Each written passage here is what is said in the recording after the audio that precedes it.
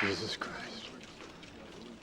That's Jason Bourne. We're about to drill into a C6 Corvette on holes that I'm pretty sure are accurate. What's up, guys? Welcome back to the channel. Welcome back to the vlog. Thanks for pressing play. Today, we are going to fix one of my bigger complaints with the C6 Corvette Z06, and that's the lack of a spoiler. We have something pretty impressive coming for this. Let's jump into this one. All right, guys, so in the previous video, you saw me install the Murrysville taillights from Top Flight Automotive. They really improved the back end view of this car. They also give it a really nice updated appearance, but there's still something missing from the back, and that is, in my opinion, a spoiler. Now, on the C6 Corvette ZR1, it actually comes with a little bit of a lip spoiler there, and I think it looks massively better. So I reached out to Pat over at American Hydrocarbon and asked him what he could suggest to really finish off the back of this car, and he suggested his extended ZR1 spoiler for this. So we're gonna go ahead and get that installed. It is, as the title suggests, extended. So it's a little bit bigger than the C6 ZR1 spoiler, and it really looks right at home on this Z06 as well. So I'm gonna walk you through the installation process. It's actually pretty simple. So the first step is gonna be to remove the newly installed Murrysville taillights, because we gotta get access to the bolts that hold the, whatever you wanna call this. I know GM does classify this a spoiler of some kind, but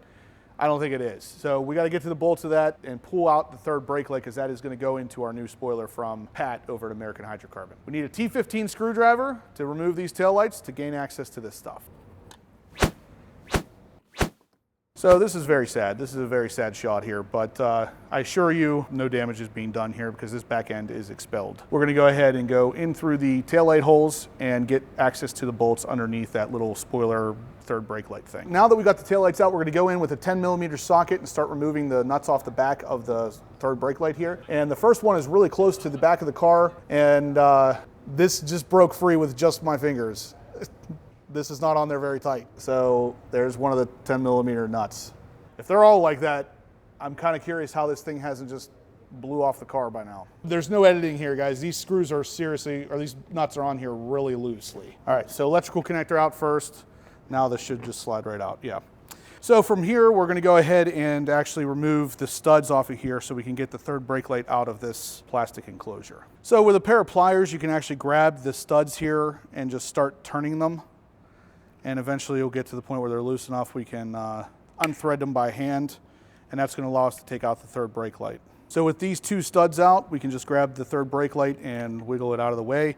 This will go into the new spoiler. On the new spoiler, you can just kind of set it in place and push, and it will pop down. Now that's in place there. We will use the implied hardware, which is just a Phillips head screw, to attach it to the actual new spoiler. This particular hole right here is actually a replacement for the little plastic piece that we removed. These two holes, however, are going to be new holes that will need to be drilled.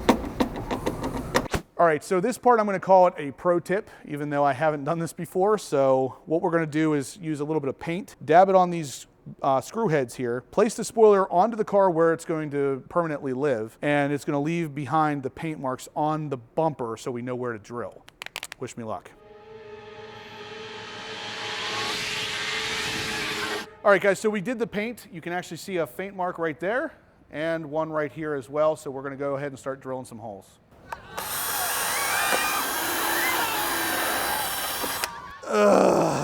There is no turning back now. My God, that sucks.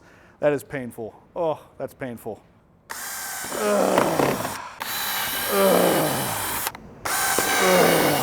It should be good. We measured twice and cut once, so it should be good. So before we put this spoiler in place, we're gonna go ahead and use some of the supplied 3M tape that kind of got crushed, but it will still work. We're gonna use this and kind of go right along the edge here, just to provide a little bit of an extra surface of adhesion, as well as a barrier between the plastic and the bumper so it doesn't scratch into the paint or anything. So we're gonna just kind of line the whole thing with this, and then we're gonna get to installing.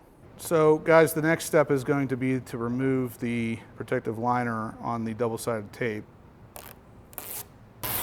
Once you get that off, we're gonna go ahead and start bolting this thing into place. and you'll feel it kind of slide down into place because there is that divot there on the rear bumper that the aftermarket spoiler will still slip down into. The included hardware are two 10mm bolts that will go up into the existing holes here where the plastic spoiler or third brake light housing was. We're going to put those in first, and then we're going to move on to the outer bolts that we drilled the holes for in the actual bumper. All right, guys, so we got the spoiler in place. We got all 6 of the bolts done as well, so be prepared. They are pretty difficult to get to, especially these outside bolts. Because of how you have to drill them, they go pretty close to right behind the taillight, which doesn't give you much room to get a ratchet on them, but it is able to be done. You can do it. If I can do it, you can do it. The next step is going to be obviously to go ahead and put the taillights back in, and then we're going to get some glamour shots of this thing.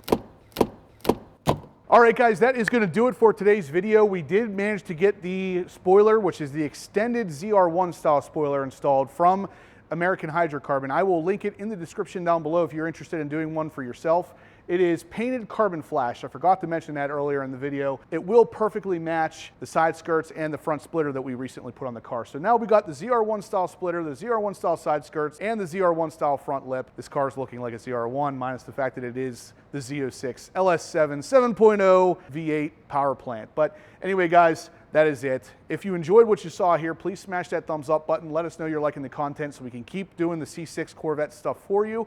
This car is really coming along. There's really only one thing left for the exterior that I can think of, and that's some wheels. So hopefully the next upload we can bring you guys some nice ZR1 maybe style wheels. We'll see what we can get. But in the meantime, if you guys haven't subscribed yet, please do. We're gonna have loads of Corvette content coming you're not gonna wanna miss. And as always, guys, I will catch you in the next upload.